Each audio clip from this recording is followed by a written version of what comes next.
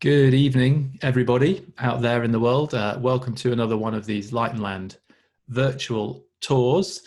Just checking everything is working technically. We seem to be online. So as ever, do drop us a little comment. Let us know where you're watching from. It's always fab to see that. We've had people all over the place over the past few weeks. I, of course, am Sam Gregory, and I'm joined tonight in a slight role reversal by the one and only Charlie Waite. So Charlie, good evening.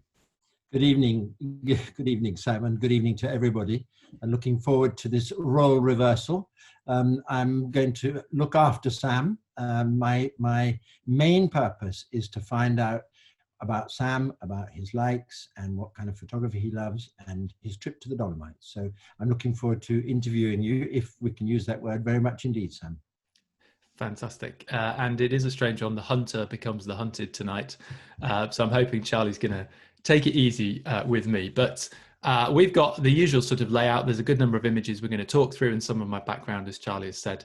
And I'm hopefully going to let you know a little bit more about the Dolomites. But Charlie, I need to, this is going to be strange for me. I need to just let you take over a little bit here and set the tone for us. And I shall be tonight's interviewee. Well, I'm going to do that. And I think the most important thing is to find out as best we can, and I'm sure you'll be very revealing, as they say, to find out exactly who Sam Gregory is, what his attitude is to his photography, and where there have been, I'm really interested to learn where there have been some fairly major shifts in your outlook, because I've observed your photography over a few years, and I find it absolutely fascinating, most especially your lovely Mesozoic book, which I urge people to look at. And quite clearly that is the direction that you're going in. But could you just, for all of our sakes, give us a little bit as to who is Sam Gregory? A nice easy one to start with. Yes, I suppose photographically, who is Sam Gregory probably modulates a little depending on where I might be. But certainly over the years, I have changed in what I go looking for, perhaps. Like many, I probably got most excited by being outdoors and chasing bigger scenes and bigger vistas and more enticing light and all that sort of thing, which is fantastic. And I still encourage that a lot. And I still do a fair bit of that. But I suppose what I've really tried to fixate on a bit more in the last year or two is understanding the locations a bit more and linking that to some narrative sometimes. You mentioned the book, thank you very much. We won't turn it into an ad for that. But that very much is based around a story.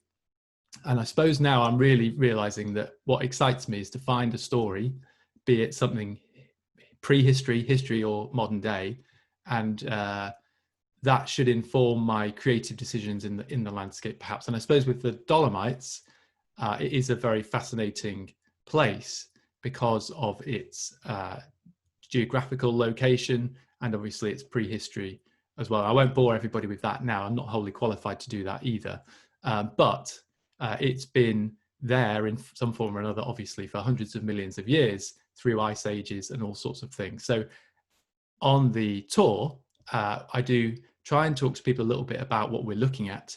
And not only this is the name of the mountain peak or whatever it might be, but a little bit about the background of how the Dolomites and the rock was formed, because it is fundamentally a seabed, just hundreds of millions of years crushed upwards. And actually sometimes we talk a little bit about the local folklore as well. But yes, that sort of answers your question and sort of doesn't. It does. It certainly brings us right up into where we're going with you, to the Dolomites. Now, I acquired a sort of touristy book a while ago that I think it's worth just reading one little bit from it, because it relates also to your lovely Mesozoic book, if I pronounce that rightly. Millions of years and the Earth's deepest energy pushed up these massive blocks from the ocean to be hewed by the elements' sculpting hands. And that's always a fascinating thing. You just happened to say it, but for us to really contemplate that these mighty Dolomites were actually under the sea and fish were swimming around them. And I'll never forget when I was in the Malum, I think, and you'll have done this, I'm sure. I was with a geologist and he picked up a shell and said, there you are, this was the seabed. So when you said that, when you're there in the Dolomites, as we've now arrived in the Dolomites, Were you very aware of the geological history? I imagine you are because of your book and your interest in that area. I definitely am now. I think at the outset, so just a little bit of background for everyone, and we're just setting the scene a little bit here, so hopefully everyone's happy with that. And do keep your comments coming in. Let us know where you are. I started going there for a bit of background because my partner, my girlfriend, is Italian. So she was born just a couple of hours south of the Dolomite region and spent a lot of her childhood there holidaying and walking and skiing and everything else. So my first contact with it was in outdoor pursuits, should we say. So doing lots of walking, which I still do a lot of. And obviously, like you say, the majesty of a place becomes something that seeps into you. And if you've never seen mountains like this, which a lot of people haven't been lucky enough to do that, I've been lucky enough to go 20 something times now, and I'm still only scratching the surface. But you know, I was sort of captured by it, I suppose, partly because of the scenery, probably partly because of Julia to a degree as well.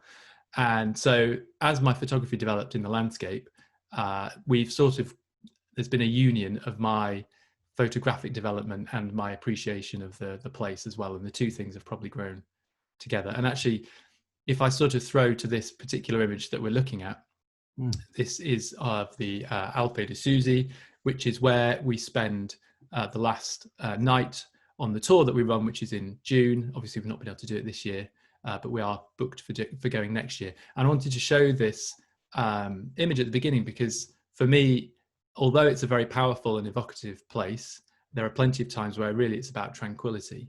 And you find tranquility at funny o'clock in the morning, obviously, but you also find tranquility in big open spaces, or I do.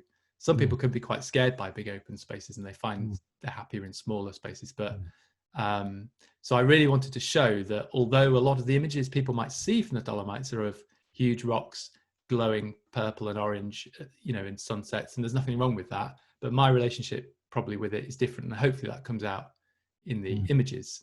And so this particular location we do come back to at the end of the tour, but I wanted to show you because to the right there's a famous group of mountains called the Catenaccio Peaks, which are off to the right. To the left is the Sella group, which is in Valbadia, which is where we're going to be spending most of our time. And I should actually show Charlie, sorry, it's a remiss of me.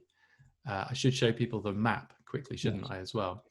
So for anyone that doesn't know, and again, if you have any questions tonight, do pop them in. I'm triple tasking tonight, but I'll try and keep my eye on the questions as well. It is obviously northeast Italy, and for most of you, you'll know where Venice is, just down here. And this is obviously the Dolomites here. And we spend the majority of our time in and around the center and just a little bit south of there. But we actually fly to Innsbruck because, how do I say it nicely? Julia's not listening. It's much more organized than Venice Airport. And driving in from Innsbruck, as I know you've done, is a beautiful, beautiful route down into the Dolomites. And you start to get the feeling of these huge mountains that we're going to explore. I must say that route, I do remember it well, and that was a great choice of yours to do that. And a question before I know we've just passed on now, moving on to images, but one or two people I've met find that mountain scenery rather overwhelming and kind of rather scary, you know, never been up there. It's all sort of rather dominating, but I, and you too, I'm sure, don't feel that at all. You use some lovely words like serenity and tranquility and so on. And clearly you don't find them in any way threatening and never have. You love it 20, 30 times. That's an impressive number of trips. Yeah, I think it can depend on the weather and your preparedness for it as well. But no, I find it invigorating, but yeah, definitely not worrying. And actually, I'm scared of heights. Which actually is not an amazing thing to be sometimes in these places, because we go up to about 3,000 meters on a couple of the cable cars. And I'll be completely honest that usually my eyes are shut on those because I don't like looking down at 3,000 meters out of a cable car. But whatever the person's reaction to it might be, can be affected by conditions, by light, by heat, by cold, if you're tired, if you're whatever it might be. And I suppose my job from a tutoring point of view is to connect to the interactions someone might be having in that location and help them realize that into, some form of photo, basically some aesthetic vision. So it might be that someone, it does find it, worrying, or they find it enlivening, or they find it cocooning, or they find it whatever it might be. And the job then is to kind of get them to connect that to the photography, ideally. Mm. We're looking at a black and white one. When you're in the Dolomites, do you do what I sometimes call put your black and white hat on? Do you essentially see the Dolomite area as to be, I suppose, understood and interpreted in monochrome, generally speaking? I know you will have some color, but do you tend to think that's it? This is a monochrome for me? Yeah, it sometimes depends on the season and on the conditions, but I think there's lots of interesting work and coming out from other people who I see, because I get to know some of the photographers there now, some of the Austrians, some of the Italians, some of the Germans who get there within an hour or two in the car, which is obviously very convenient for them. Some of the more interesting work I see is in black and white from there, and I think maybe it's that timeless feel again. We've talked about its history, and I think sometimes we like to detach from reality. I do anyway in my imagery. Escapism is quite something I look forward to. So I think it does depend, and you'll see everyone tonight, there's a fair few, it's probably a mix, probably 50-50 actually, of color and black and white, but black and white is something I do enjoy working in, yeah, and maybe we'll get to some of those as well. Actually, that's quite a good transition, because if I show you this next image, that's much more colorful, obviously, and for me, I wanted to put this particular one in because whatever you're dealing with compositionally, often if we take out the emotions, if we take out any other background stuff you're trying to connect the imagery to, it often comes down to shapes. And you and I both enjoy curves and line, arc and line, should we say, and we both know that triangular shapes can be very pleasing to play with, and they provide energy because of the diagonals within them. So being around mountains, which are commonly triangular, I find just from a pure compositional point of view, it's a really great place to work with. And we talked about huge, big, wider scenes sometimes being difficult for people. I very much try and help people to break things down into just abstract shapes. And so we do spend a little bit of time talking about that on the tour, and not just out in the field, but back in the hotel and looking at images and trying to break them down. And this particular shot is just 15 minutes from where we stay. So we're in Valbadia here. And it's a sort of somewhere and nowhere place. You'd never see anybody there because it's just a scene I happened upon whilst I was walking. But it's just so perfect, these lines and how the light catches the rock. And it's such a clean, crisp, jagged rock that the texture, when you get this sort of light on it, you just want to scratch it. You can reach out and touch it. You absolutely do. I like the fact that it appears to have a sort of expression, almost looking, with its face looking across to the right where it meets another little sort of similar, much smaller obviously, but a little mass down there. But the thing that's really wonderful is to see this beautiful evidence of spring in June, and then up there is all that snow, and that contrast never fails, I think, to give pleasure to us, to see that arrangement of real pastoral, and then fairly fierce stuff up at the top, and that lovely sort of grey staining that you've got on there, which doesn't appear to be cloud shadow, but I suspect it must be. It's a bit of both, actually. There is a little darker rock above there, just up here. Yes. But yeah, it is, as you often say, it's the clouds you don't see which are helping you out sometimes. But yeah, in terms of the conditions and the weather, it's probably one of the few visits, tours that we do where you can get, rolling meadows of wildflowers, and snow, all in the same day at about a similar altitude. So this is about 1,800 meters, and there is snow from 2,000 meters upwards, even in June, depending on the year, obviously. There's a quick question just come in there about what time of day it was. That's a really good question. It was late afternoon, so that's why we're getting that kind of fairly strong, but not overly harsh light. But definitely when you get that mixture of dark clouds above as well, and the really pale rocks below. And actually, sorry, Charlie, if I can just say one other thing on the rocks. The pale mountains is what actually the Dolomites really are. That's what they're called locally. The Dolomite thing came from the French uh, geographer or mineralogist, I think, who discovered the rock, which we won't go into now. That's another story. But the Pale Mountains is the whole name behind them, because they are quite pale on the whole. There's examples of how they get darker later in the talk, but they do have a sort of luminance, both during the day and at night, when you get this sort of Alp glow, as they call it, where the rock seems to be literally glowing from within, and you see some of those slightly purpley, orangey hues in sunset shots sometimes, and that's the actual sediments within the rocks, which we won't go near today. I'm not qualified to talk about that. And the little splashes of yellow there just on the edge. Yeah. Super. Well, I'll move us on just for time purposes as well. And this, whenever we see broader landscapes and mountainscapes, and hopefully tonight you're going to get to see a little bit of a mix of wide shots and more intimate things.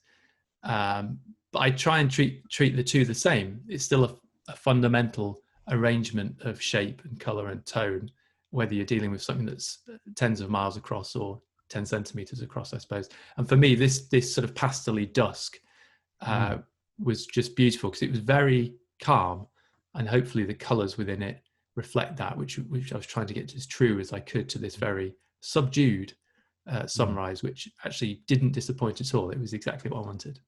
It's glorious. I find it a sort of image that one could use as sort of aid to meditation in a way. And imagine that big. It's absolutely lovely. And it's, understatement is really, really very, very appealing. It's very easy to think I've got to pump it up and got to make something out of what wasn't there. But I think that's very astute. You just said, this is what I'm experiencing.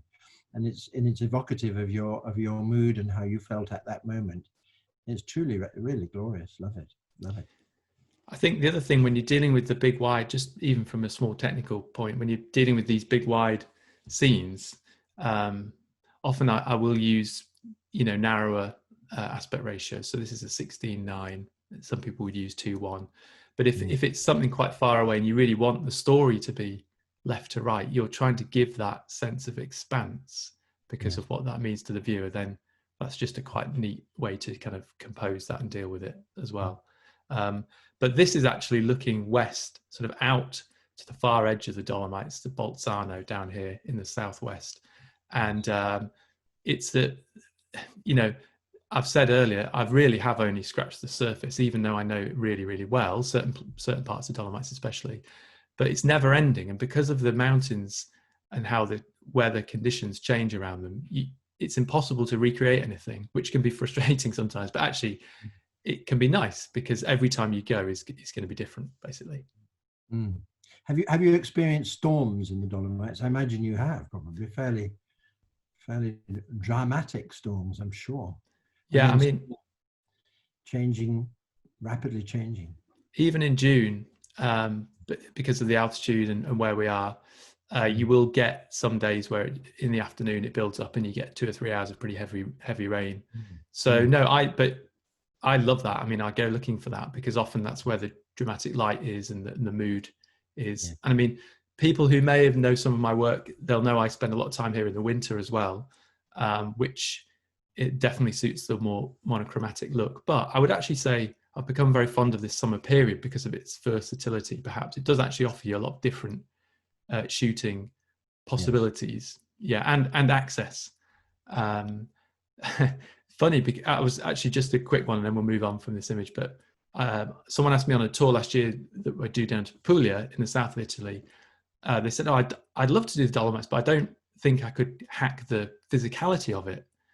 And I smiled and I said, we do a lot less walking there than we do here in Puglia, where if you're doing any city tours, you're often on your feet all day and you rack up lots of steps. And okay, you're not doing huge altitudes, but it's hot and it's, tiring. Whereas it's not very gung-ho or macho to say, but a lot of this stuff is actually very accessible. And especially the summer, and how I've sort of curated the tour, there aren't really any big walks at all. There's a couple of things which are optional, which would allow a different vantage point, but it is very accessible, which can be a plus, obviously, and a minus in terms of visitors. But as we go earlier in the summer, it's less of a problem from that point of view. I think that's an important point, because I was looking at a big map that you and I looked at the other day, and one's reminded how incredibly mountainous and needle-like and teeth-like the Dolomites are. And I was looking and I thought, my word, there's lots of routes here and there, little tracks here, minor roads, and that must be terrifically helpful to be able to get to pretty much where you want to, instead of, you know, a long trek. I think that's lovely. In other words, it's quite intimate, really, for a big mountainscape. Yeah, definitely. And I mean, the sort of scenes that we and the locations that we go to obviously are designed to be accessible, but you can walk 100 meters and you're nowhere near anyone at the same time. So there's that sense of separation, which is a good word for photography, both physically and obviously it allows you your own time to settle down and look around. But yeah, no, it's easy to get around, and it's a classic combination of Austrian organization meets Italian food and beauty, which is a real killer. I mean, it's definitely the right way around. Yes, yes.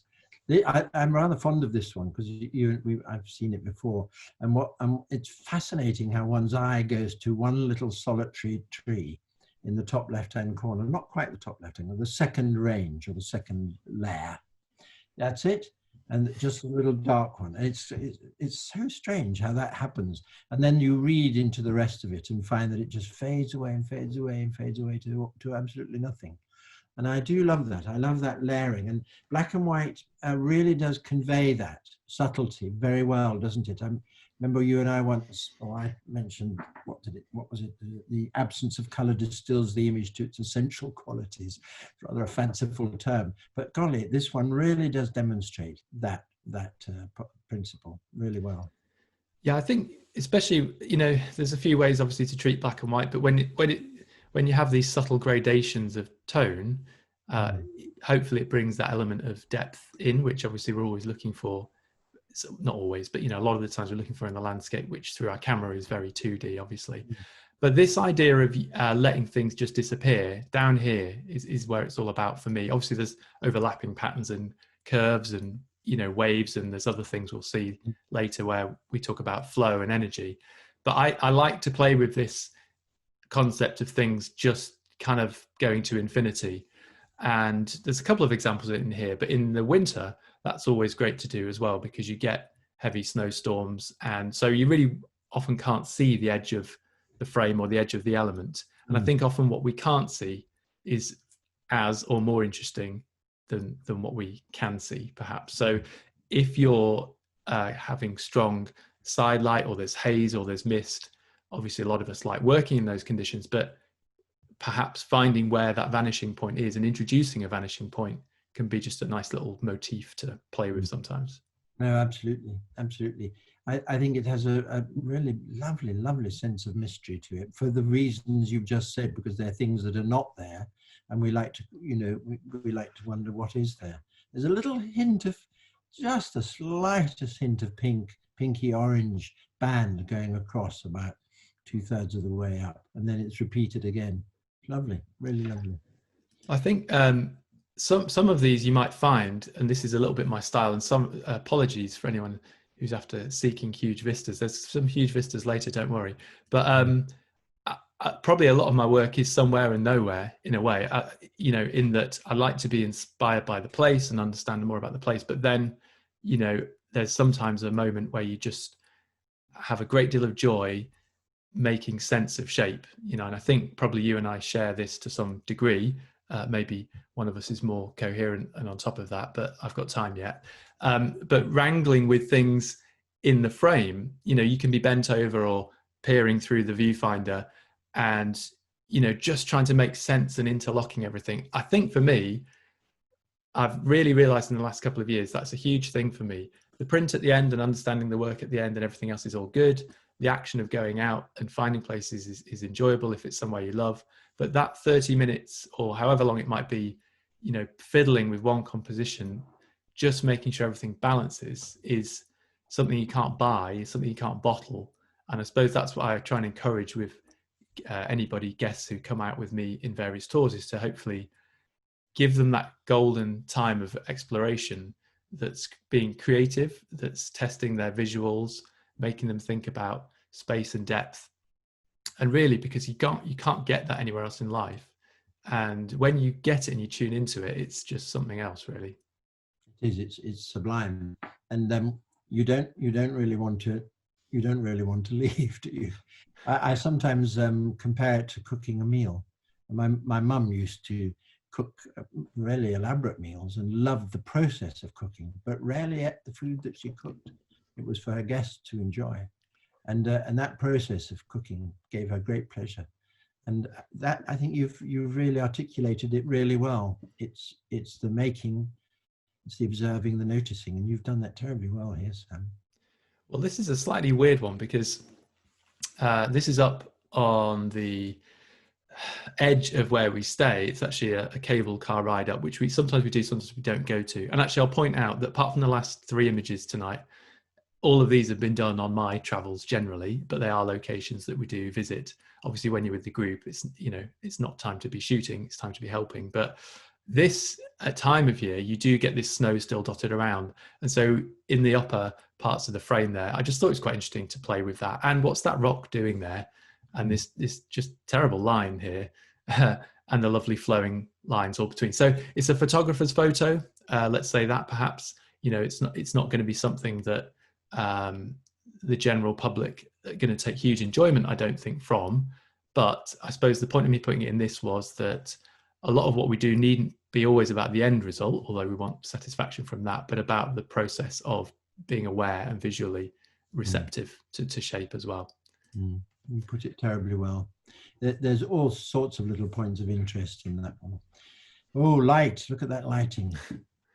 Yeah, I mean, these things sort of just land in your lap quite a lot of the time in the Dolomites. And I wanted to put this in because it's a place that we visit. And this is just a nice example of some of the drama that you find. So this is, again, it's just 10, 15 minutes from where we stay. And it's over a high pass, Paso Longo. And you're going down towards Araba, which is the small village just at the base of this. And this is Porto Vescovo, is the mountain. And behind that is Marmolada, which is the tallest peak and group in the Dolomites, but you very rarely see it because it's the tallest, because it's usually got clouds all around it. So despite the fact I've been there many times, I've actually only had a glimpse of it a handful of times. But this particular location we go to in the morning, because you get this gorgeous side light just blasting in here.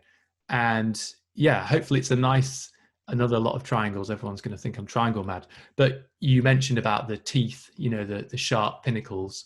And if you just can time it so that the side light can really accentuate those, the group really enjoyed coming here because we had an amazing sort of 45, 50 minutes of light on a particular morning that we went. But there's a couple of things I wanted to point out, actually. And by the way, thanks for all the questions. Thanks for all the comments. If you've got any questions, do let me know. But this is a working landscape. The Dolomites is very much a working landscape. It's not an Eden, so to speak. And I think we can't avoid that. And we're going to see in the next couple of images that I try not to avoid that because there's no point. You can spot there's a couple of pylons that run up here, and a big one actually up here, which is a ski lift, because it's obviously very popular for skiing in the winter and walking in the summer. So you could take that into Photoshop and clone the heck out of everything, but there's no point. They're there. And for me, I quite like the fact there's this tension in some ways between what we want it to be and why we might go to some of these places, but actually partially what it is in reality is it is a working landscape, and it's a leisure zone as well, which might not sound very romantic, but it is unfortunately the reality of it, to some degree. And that's how a lot of the people in the area do make their money. And, so we can't avoid that. The erosion process is rather fascinating, isn't it? Because it is the teeth and the sharpness of them, it's almost like blades up there.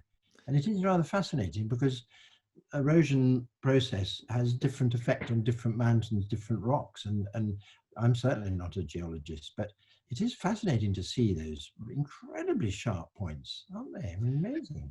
Yeah, and actually the rock looks super hard, but it's not. It's very crumbly. You can crumble it in your hands if you get up close to it.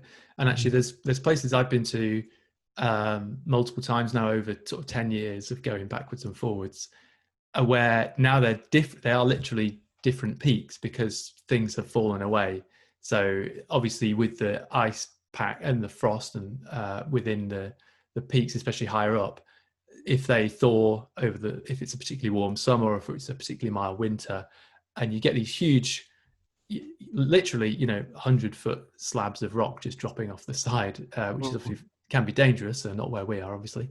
But yeah, it can change. And obviously over the many thousands of years since the last ice age, about 15,000 years, I think, these peaks have been weathered, and it's what gives them such a dramatic look and such a distinctive look. When you see those peaks, obviously I do, because I've been there a lot and seen lots of places in the world. I've been very lucky to do that. But I think if you've ever seen a Dolomite image and then you see those jagged teeth, you know immediately that we're in the Dolomites. Yeah, yeah, striking, lovely, lovely light. Different kettle of fish going on here. But carrying on the theme of the working landscape, this is only at 2,300, 2,400 meters, just literally 5 minutes dash from the road on foot, nothing difficult. And it's a slightly, I don't know, it's a difficult image, isn't it? It's not wholly landscape, but I do enjoy playing with black and white in their truest forms. And this kind of vanishing idea we talked about, if anything, that'd be nice if it was even more diffused up here. But I do just like the simplicity of it and not hiding the fact that it is, like I say, an active landscape. But when you can have such amazing snowy scenes of an afternoon, this was just 2 p.m, the weather was just starting to come in, and in the morning you might have been in wildflower carpeted meadows, just a mere 20-minute drive away. It's boggling, really, but very exciting photographically. What's appealing to me, and I think it must have done so with you, is that it's just on the margin of, you can see it's a question almost, is that monochrome or is that color? And I think that's rather a good thing. And furthermore, I can see, good, nice value along the bottom, and it sort of curls up and goes up to about a third on the right.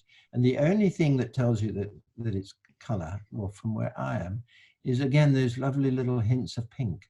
I mean, of course, if you then were to put that up against a monochrome, we would see a terrific difference. But do you like working on that edge where it's partially color and it's maybe monochrome? Yeah, definitely. I think it's an interesting thing to play with, both when you're out and when you're, back on the computer, so to speak. I think little hues can be difficult but beguiling, because it depends on what the thing you're viewing it on and everything else. But maybe that's the naughty part of me. Yes, I do like being on the edge, because ambiguity is a good thing, right? Ambiguity in the photo, ambiguity in the message, ambiguity in whatever it might be. I think it's a interesting thing to play with, is that ambiguity more generally. And I think if we just move on, sometimes again the kind of density of really heavy tones and bright whites, this is just literally up and round the corner about half an hour later. There's so many opportunities to make images like this. It may or may not be what floats everybody's boat, but as I've said, it's a very versatile place to be. But when the weather does come in, which commonly happens in the afternoon, and you're quite high, it also moves quite quickly generally, so things can be quite dynamic. And for me, it was sort of a jaw shape, so having this sort of dense dark tones at the top and the dense dark tones at the bottom, and these jagged teeth could actually be teeth. It could be the jaw of something magnificent, who knows. But again, using big areas of highlights to just soften and diffuse that as well. So there's a tension between the sharpness, the density of the tones, and also the brightness of the tones as well. And it's interesting that we haven't yet seen, not that we want to, and I'm sure it must come from time to time, areas of just what I call monotonous blue sky, and that's in a way rather refreshing. But so often there's a lot of action up in the sky on the occasions that you've been there, and I think lots of people would find that really appealing. Constantly changing sky. Yeah, definitely. And I think basically the higher you get, the more likely you are to get that constantly changing sky. Certainly in parts of July, August and early September, you do get just blue out days in this part of the Dolomites. But actually, That can be interesting, as you well know, with the polarizer and the black and white hat on, Yes. especially if you have some snow up high, because then suddenly you have really deep blacks that you can play with in the sky. If you're using the polarizer as well, it would be blue, heavy blues normally, and you can contrast that against the white snow, and you can also contrast that against these heavy, dark peaks. So this is actually up, just to give a little bit of location, because I've been a bit slack on that. Sorry, everyone. This is actually up at the what's called the Paso Pordoi, and that's the pass, but you actually go up the Sas Pordoi, which is the rock, and you go on a cable car there to about 3,000 meters. It's about as high as we go, 3,050. And so it's chilly, even if it's a warm day, it's chilly up there because it's high and there's usually a wind. But from there, it's an amazing location because in 5 minutes of going with the cable car, you get pretty much 360-degree views across to the Marmalada, which is over and left from where we are here, back to the Sasalungo group to the right, and the Sella group behind us. So it's glorious. You can stand there with a 70 to 200 and really work on picking out interesting parts. And so here we were looking for what was happening in the sky, thinking about space. Again, there's lots of triangles, everyone, sorry. But, playing with the longer lenses can be a really nice thing to do up from a height, where if you have a big wide lens on, you've just literally got way too much going in, and it's very difficult to find compositional balance when you've got all that happening. So we have a little challenge when we're up here, which is to work out our longest focal length, everyone in the group. And so we talk about how to see in those sorts of focal lengths versus maybe how to see in the wider or mid-range focal lengths as well. So this image was just really to give an idea of the sorts of conditions that we can find up there. Sometimes. It's got what I call a boiling sky, which is really, really, really thrilling, isn't it? Really very, very exciting. And then there's that lovely moment where what I call the final signal, where you think, now. And you thought now then. It's very striking. It's rather like a sort of sketch in a way. It's rather like I don't know, a lithograph. I can't think of the right word, but it looks as if you've taken a black pen and painted it. It's very unusual. Yeah, I think the point you made about the weighting is absolutely valid, especially up here and in these sorts of locations, because it is changing so quickly. But it's understanding what are you waiting for to know that. And sometimes you don't know, you just know now's the time, and you click it. Other times you click it because you think I should probably be doing something here, and it's not. We all know, don't we? We all know it's right or it's not right. It's just how honest we're feeling with ourselves on that particular day at the time. So no, I particularly like this cloud just caught some light, and the sort of line of it just matching here. And I thought, okay, no, that's lovely. A quick question, sorry, Charlie, I'll just jump to this. Did you adjust? This is a technical question. White balance to assure white snow, or fix it afterwards? So, I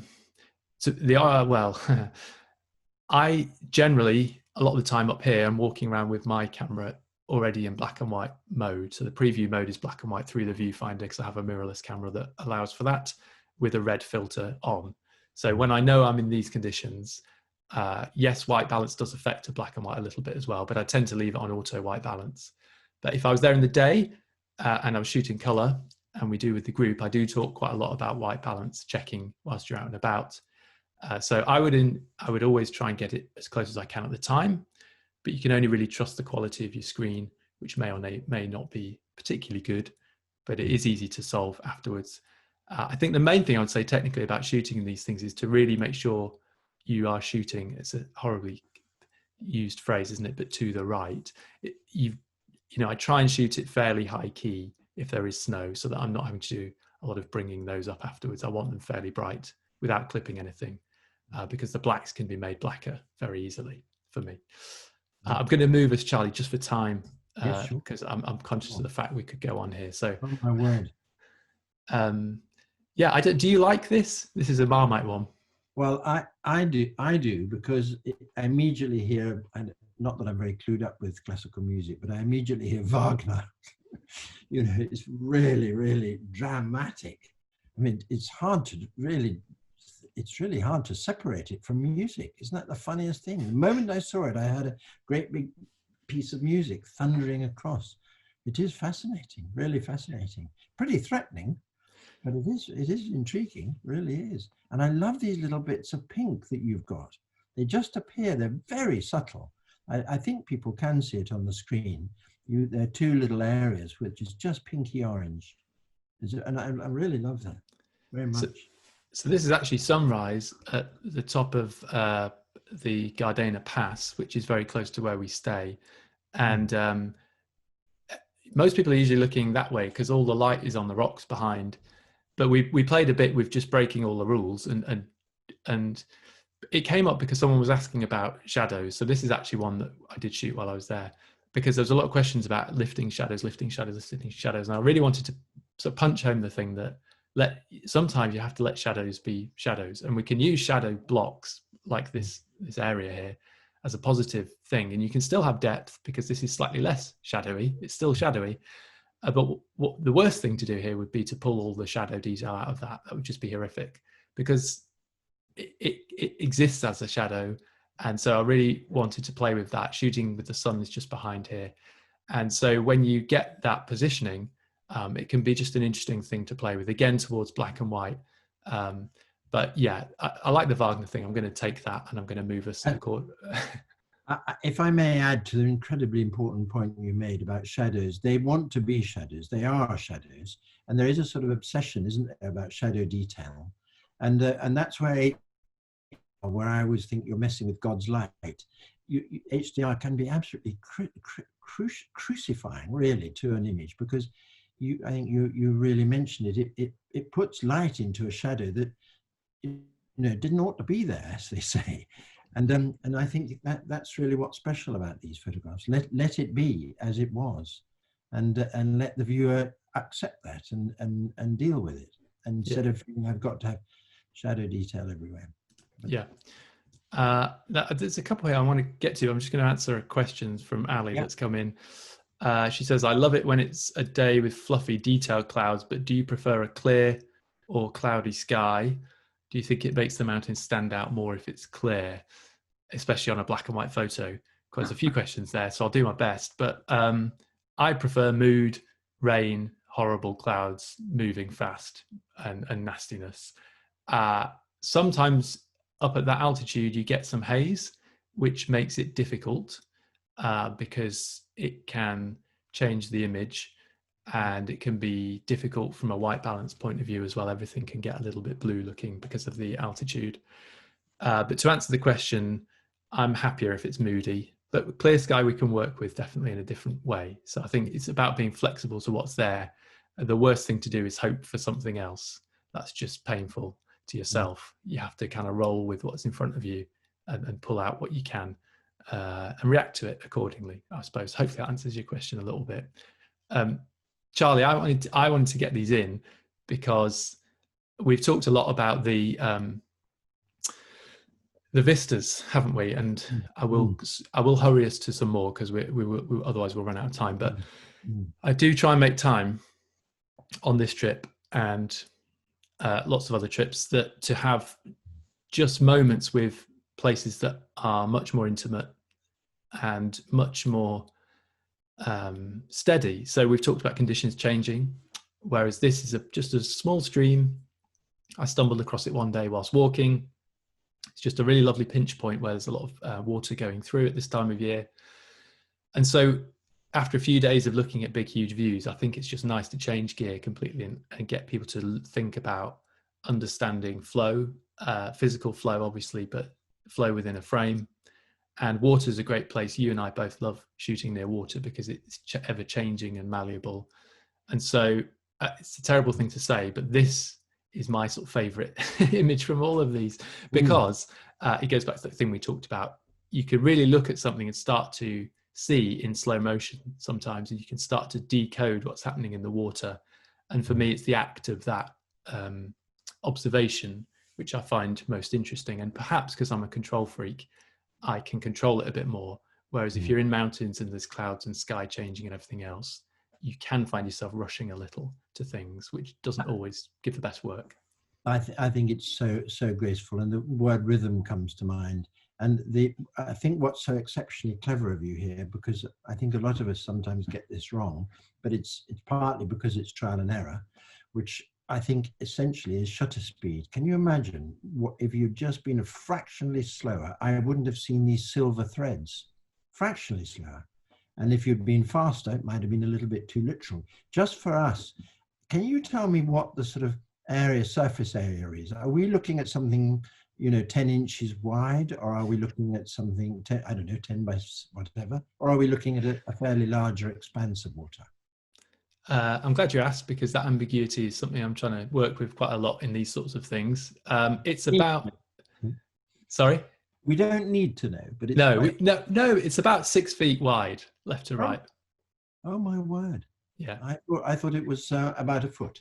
No, it's about 6 feet. And yeah, shutter speed, I don't have any magic bullet for that. It's often experimentation, isn't it? But you have to know what you're looking for. So you have to know when you're a bit long and when you're a bit short, and why. What are you hoping it's going to do? And really, for me, it's just about keeping the shape, keeping this lovely curve here. Just a tiny last thing on this. Someone's mentioned they've seen a screaming face there. I'm a little bit worried about their state of mind, but a couple of people said it independently of each other now, but I definitely wasn't aware of any screaming faces. No. I'm going to just quickly show this is a very similar sort of idea, so we won't linger on that. But again, same place, just dealing with shape and energy. And it's interesting that the other takeaway from this is that you don't have to be in the world's most fantastic scenery necessarily. If you want to come to the Dolomites with me and do this, fantastic. But if you can't get to some places, especially at the moment, your local river, you could go and do images like this quite easily. It's just about tuning into the rhythm, I think is a great word, Charlie. And I should just keep us honest for time reasons. I wanted to put these three in because another thing I like to talk about with people is thinking in sets. So thinking in groups of images from the point of view of themes and whether they work together, and then how you might sequence them as well. And we've talked a bit about black and white and light and shade and conditions. And if it is a little moody, then the reaction to that might be photographically to take it moody in the images as well. But I'm a big believer in thinking about more than just a single image, if you can. I think that people would call it a triptych, wouldn't they? Well, not quite, but that there's a lovely narrative that just links all three of them together, and that's very powerful in a way. So they all definitely interrelate. Are they quite near to each other? Each one of these locations, they look as if they might be, or are they quite far apart from one another? No, they are. They're all very near. So that's another little group thing that we do at the time. So then there'll be a little challenge. I like the odd challenge to think about a set from the place we might be in. And it's then about keeping it aesthetically consistent, or whatever the message might be or might not be, or your reaction to it. If it's hopeful, is it foreboding, and are we getting that in? And what are some things we could play with to do that? Is it darkness of tone? Is it by not allowing, understanding where the frame is and where the rocks go to? This using the clouds, etc. So yeah, I think we always try and do that in a close location, because it really makes you look past just the one, get the view out of the way, and then start to look and really pay attention to the smaller details perhaps as well. Do you find on your past trips to the Dolomites that some of the team have already, they sort of indicate to you almost on day one that they warm to a particular type of photography, which you then obviously encourage them to stick to, because in a way that's the dawn of their signature, it beginning to evolve, isn't it? So it may well be that some people don't care for the big view, and I used to think that the big view is very unwieldy, because there's so many things to contemplate, so many things to think about, so many things to see. And do you think have you recognized people who've joined you and each one of them have had a slightly different approach to that wonderful mountainous area? Yeah, and that's absolutely the challenge. The teacher, if you want to call it that, the teacher's job is to become unnecessary in a way. And the worst thing to do is make a lot of people like me. That would be horrific, because I'm me. already. So you have to try and find what appeals to people. You have to try and find what excites them. And for some, it might be, thinking about it more thematically, connecting to it emotionally. Others might be much more literal, which is absolutely fine as well. Some people might prefer the detail. Some people might prefer the wider stuff. So yeah, over the course of the days, as you talk to people, as you work your way between them at various locations, you definitely build a little picture of how they like to work. And sometimes they won't know that yet. Sometimes you try and help them find that. But the goal definitely is to help them find their way of seeing things. And once they know what that is and they start to understand it bit by bit, then they can run off with that. And you need to help direct them and help them towards their own thing. I can't imagine anything worse than making people like me. What a infliction to give them as well. I know we have to watch the time, and this is a question you probably won't be able to answer, but I've got to pose it. Do you think Sam Gregory has found his signature? Because your lovely book, which I'm just going to hold up again, because I know you haven't asked me to do this, but it really is quite fascinating and beautiful. Rock, raw, harsh.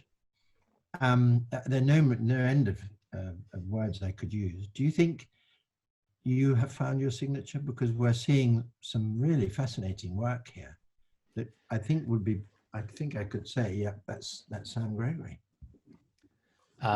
It's probably not for me to say, is it? I suppose what I think I have found is what excites me, and I think understanding and meaning about the location is a huge thing to me now. The more and more I think about it, and a narrative thread as well. So on the Mesozoic stuff, there's obviously a narrative to that, and in the Dolomites, although here I've presented quite a kind of wide portfolio of work. Some of my personal projects that are going kind of along in the background, which no one's seen yet because they only come out when they're ready, do very much follow a story and a theme, and it just gives me a purpose and a direction, so that I'm never wandering around kind of hoping for something to happen. I always have these things in the back of my head, but that's just what works for me, and everyone else will work in a different way. And I think if we talk about story and understanding where you are, this is just one I wanted to just spend a minute or two on, and then we will get going. But this is actually at the Falzarego Pass. It's Mount Lagazuoi, and actually just out of shot is Tofano, which is the third highest peak in the Dolomites. But this is another one where we go up in the cable car, very easy to access, 3,100-ish meters. And so you often do find snow.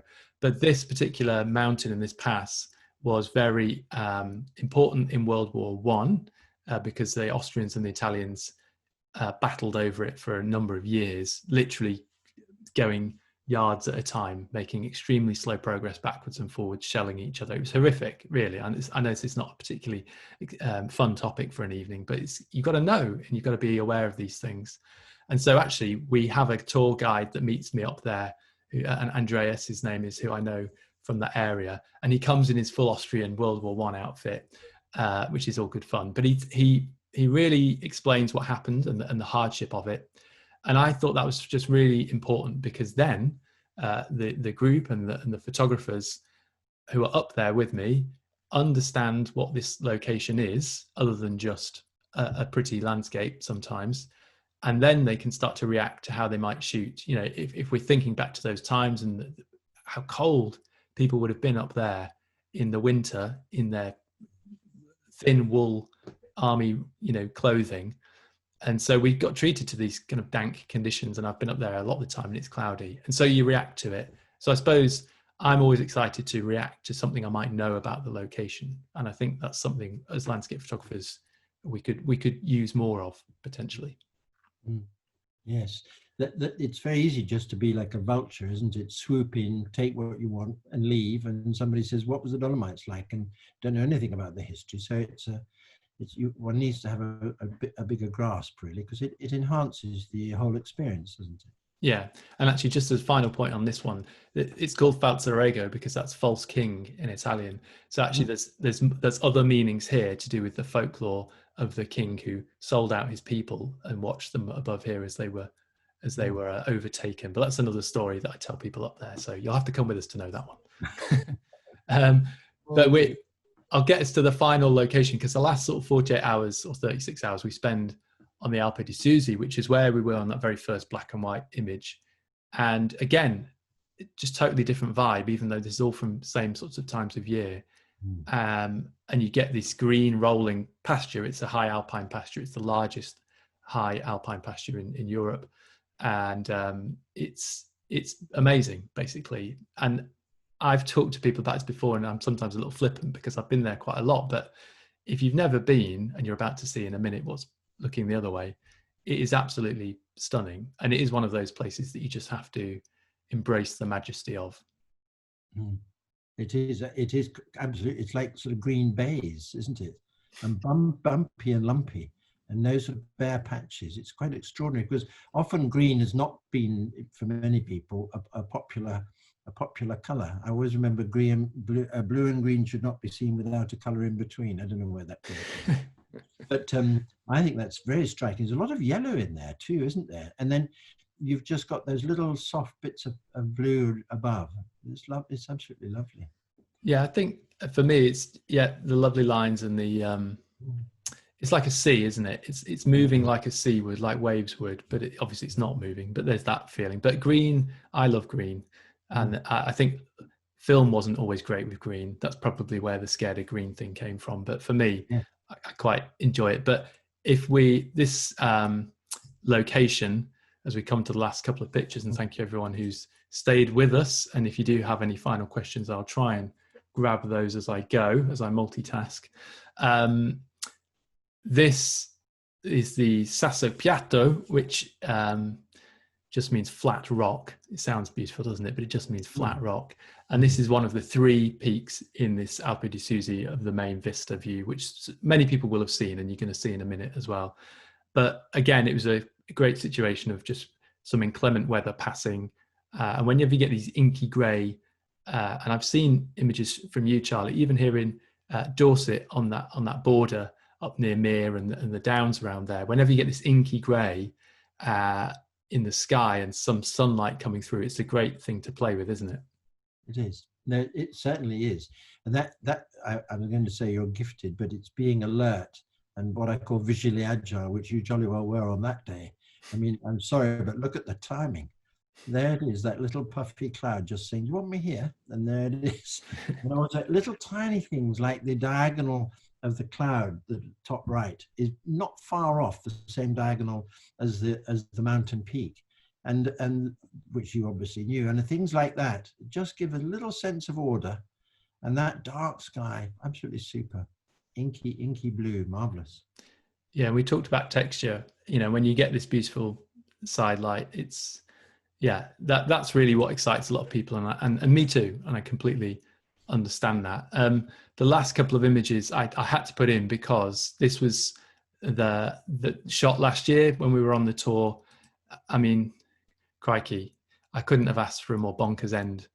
Everyone was completely over the moon. So this is the last evening, and we were all pretty tired. You know, after 5 or 6 days, it's fun, but it can be tiring. We're out a lot, lots of fresh air.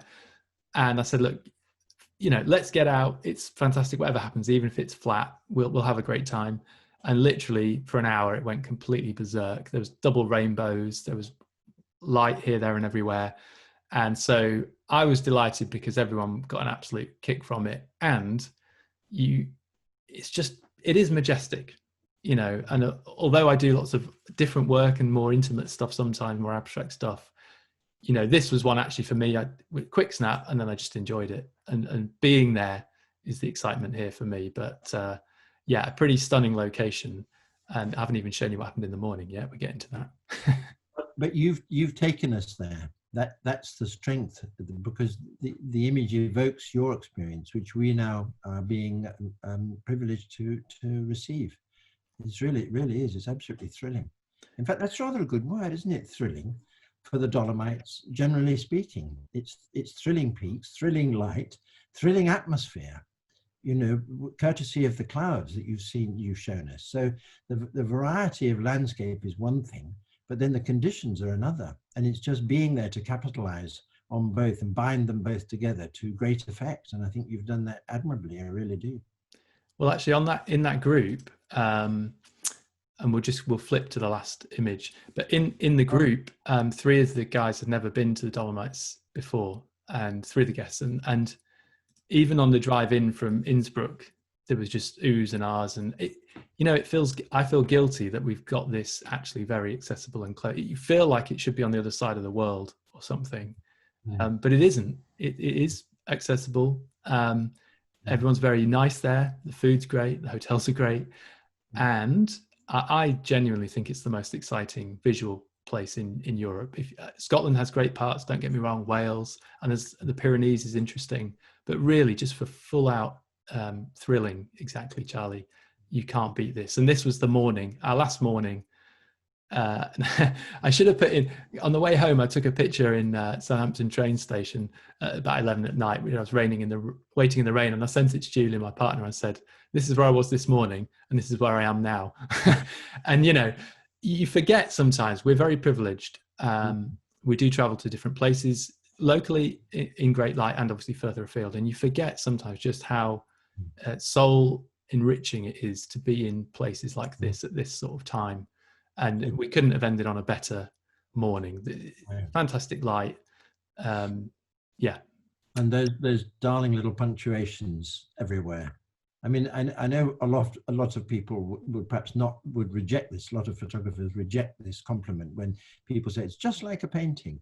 I think it's an absolutely lovely compliment. I'm not suggesting a painting is better than a photograph, or a photograph is better than a painting. That's sort of rather silly conversation. But this does have a painterly look, and that lighting is it graces the landscape in a way that you just could eat it up, couldn't you? Yeah. And again, it's the shared experience. The people that came with us there, we had that crazy sort of 12 hours here of evening and morning. It was an early start and it was a late finish because of the time of year, but I think those people will remember that a long time, whatever else they see in the world, because it's pretty epic, which is an overused word. But yeah, it's a good one for the Dolomites. And it's probably a good end to finish on as well. I'm going to just say thank you, obviously, to everyone for coming along. Before we go, talking of epic, next week, we're going to be back. I'll be interviewing again, No Rest for the Wicked, and I'll be with Ben Osborne, who's a fantastic landscape wildlife wildlife photographer as well. You've got me going about painting now. And Ben's going to take us to New Zealand, which is another fantastic place with lots of versatile shooting. But Charlie, we're bang over by a minute or two. I apologize for keeping you. May I pay you a compliment? Of course. May I say that you are as good an interviewer as you are an interviewee? Oh, thank you. Well, it's a pleasure to have you on. Of all people, we got the boss on with me. Can't beat that, can you? And thank you everyone for watching as always. And apologies if I didn't get to any of the questions or anything like that. I've been trying to as I go, but we really appreciate you coming along. We hope everyone's enjoying these. We've had lots of great feedback, so thank you for that. And as I say, we'll be back next week with myself and Ben Osborne. And if you would like to come with me to the Dolomites, final plug, June 17th to the 22nd next year, we'll be running the tour there. So do come along with me. But that is us, Charlie. Let's sign out for now, and we'll see you all again very soon. Thank you, everybody.